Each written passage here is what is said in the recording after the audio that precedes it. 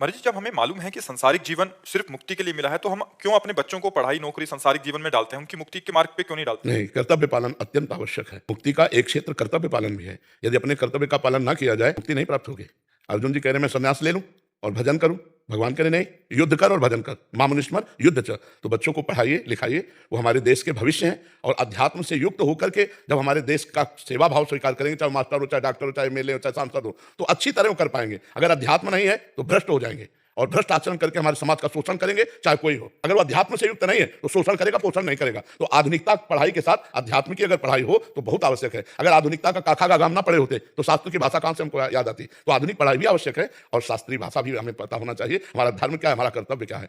तो हमें लगता है आधुनिक पढ़ाई और आध्यात्मिक पढ़ाई दोनों आवश्यक है। अगर आधुनिक नहीं होगी तो आध्यात्मिक में प्रवेश नहीं होगा, और अगर आध्यात्मिक नहीं होगी तो आधुनिक की सार्थकता नहीं होगी। दोनों जरूरी है। अपने कर्तव्य का पालन करते हुए भजन करो, इसी से भगवत प्राप्ति होती है। जी।